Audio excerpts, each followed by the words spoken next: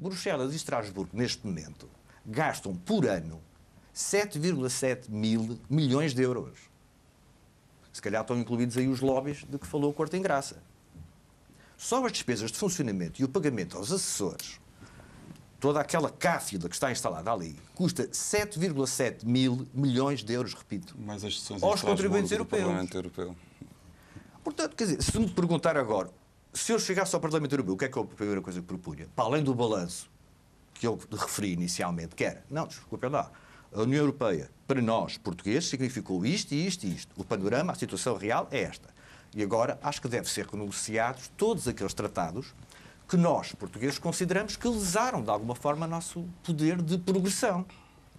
Ainda que possa ter havido outros que possam ser aligeirados, possam continuar ou não. Alguns deles terão que ser necessariamente renegociados. E numa situação de crise como aquela que estamos a viver, então porquê é que a Europa não aprova uma semana de trabalho de 30 horas? Porquê é que a União Europeia e o Parlamento Europeu não aprovam um salário mínimo europeu? Porquê? Expliquem porquê. Se há falta de consumidores, se a economia está parada, se é injetado dinheiro e isto continuar a não funcionar, é preciso propor medidas junto ao Parlamento Europeu. Esse salário mínimo europeu... É para expressar melhor a minha divergência com a Carmelina Pereira. Estas medidas são facilmente compreendidas pelo conjunto dos trabalhadores da Europa dos 27. Facilmente proibidas. E agora só uma coisa muito ligeira para comentar o que disse o Guerra. É este problema da violência e das armas nucleares. Ele inicialmente também tinha referido o problema de, a nível global, estão-se a formar vários, o Mercosul, temos a União Europeia, na Ásia, portanto, estão-se a formar, de facto, isso é revelador, não de outra coisa que não seja o medo. Isso é revelador do medo das proporções desta crise. Não é revelador de outra coisa. E nós estamos mais perto da guerra do que se calhar alguns de nós pensamos. Guerra civil. Basta ler as pequenas notícias que vêm nos jornais a respeito da China, que pela primeira vez saiu do seu mar territorial e foi para a Somália. Basta ler o que se está a passar na Geórgia, na Ucrânia, na Rússia. Basta ver isso para se ver que a relação de forças a nível mundial entre os Estados Unidos, Europa, China, está a sofrer mutações muito plausíveis. E, portanto, eu vejo mais na preocupação do Guerra contra o controle das armas nucleares, vejo mais uma, ainda que ele não o diga, uma preocupação contra o rumo de violência, de potencial violência que as coisas estão, de facto, a tomar, pelo controle, obviamente, da riqueza. Está a falar-nos de uma coisa com... Não é por outra coisa. Está a falar-nos de uma coisa com... Não é pelos olhos do Presidente do Irão ou do... E, aliás, quando se falou aqui... Eu vou terminar por aqui. Quando se falou, já se falou aqui do Kosovo, o Kosovo foi aprovado pelo governo português porque a dona Condoleezza Rice, no final do mandato do Sr. Bush, veio expressamente a Portugal dizer isso ao Sr. José Sócrates e ao Presidente Cavaco Silva. O Presidente Bush vai sair e os senhores têm que aprovar o Kosovo dentro da União Europeia antes de terminar o mandato do Sr. Bush. Primeira questão. E há uma questão anterior a esta, que é a Croácia. Quando foi o desmembramento da Jugoslávia, a Alemanha tomou a liberdade, sem dar cavaca a nenhum parceiro europeu, e isto demonstra qual é a natureza da União Europeia e quem é que manda na União Europeia, resolveu, pura e simplesmente, reconhecer a Croácia como país soberano e independente.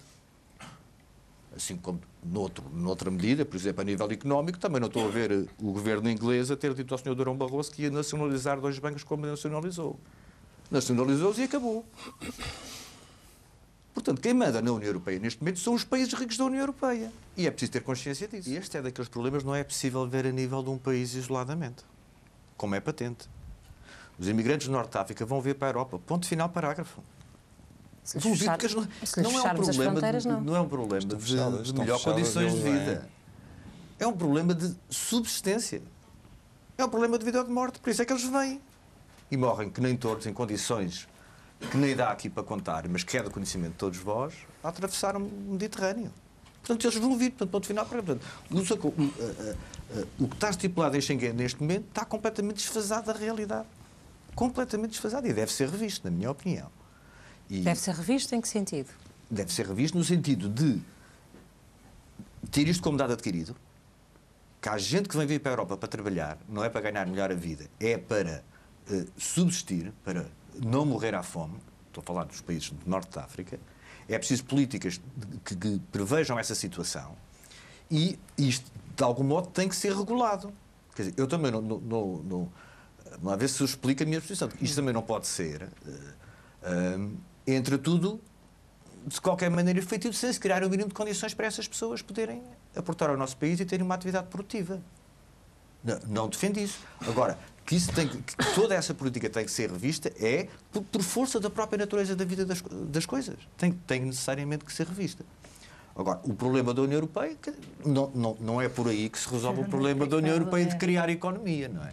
Não e de criar emprego. Deixa-me isso... só citar o presidente do Eurogrupo, que esta semana, precisamente, era ele que falava no caráter explosivo que o desemprego, que está a ser provocado pela crise, ia criar. E ele dizia que é preciso, neste momento, apelar à responsabilidade social das empresas, pedir-lhes que não despeçam como forma de controlo de custos.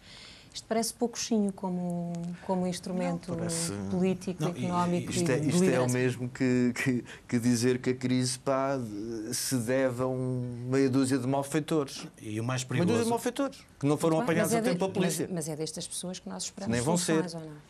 Sim. Mas agora está devolvido para as empresas. Era suposto que esse senhor apresentasse soluções e não se limitasse a constatar uma realidade. Quer dizer, porque o que ele constata é uma realidade. Agora, ele não parte da realidade correta, porque a situação que está criada não foi, como várias vozes e opinion makers têm dito, tentado fazer passar a ideia de que isto foi uma crise porque houve aqui uma séria falta de regulação, houve aqui uns malandros que meteram a mão na massa. Quer dizer, não, o problema é muito mais fundo que isso. E nós já abordámos várias facetas desse problema aqui. É um problema fundo da economia capitalista. E, Ana, desculpa lá, e mais quando perigoso, se falava há pouco, mais perigoso se é o momento de fazer, se é o momento de fazer a reflexão, eu acho que sim. Eu acho que é o momento de fazer exatamente essa reflexão. Porque os modelos que estavam criados... A urgência agora é encontrar respostas. Ainda há um ano atrás dizia-se que a Irlanda era o tigre celta. Toda a gente dizia que a Irlanda... Portanto, os mitos caíram todos. A Islândia era o país com o maior desenvolvimento de uma década. A Islândia está falida. E evitamos o desemprego da população. Esta campanha eleitoral, no meu ponto de vista, deve propiciar esse tipo de análise de debates. Em vez de estarmos aqui, eu proponho a bandeira verde, quer dizer, este tipo de demagogia eleitoral não serve para levar as pessoas a votar. Voltamos ao princípio da discussão. Não acha que as pessoas esperam também de perceber qual é o caminho que aponta? Exatamente. Mais do que ajudar a promover a reflexão, o caminho que aponta. E o desemprego resolve-se como na Europa neste momento? Eu penso que já propus que se tomasse, e anunciei há pouco, que era preciso criar economia. E estava-me a referir ao nosso país, mas o problema da Europa, nesse caso, é similar. É similar. Mas penso que a redução do horário de trabalho era uma coisa que devia ser, numa situação como a que está criada, devia ser ponderada e colocada abertamente dentro do Parlamento Europeu. Frederico, e repare uma coisa, o Parlamento Europeu deu-se ao luxo de andar a discutir uma diretiva para aumentar a hora de trabalho para 65 horas. Sim. Quer dizer, isto é um absurdo dos absurdos. O Parlamento Europeu, quer dizer, não foi avante, também era melhor que fosse, numa situação de crise, mas andou a discutir uma diretiva para aumentar o horário de trabalho para as 65 horas e até 78, podia ir até às 78 legais por semana. Portanto, isto é um absurdo.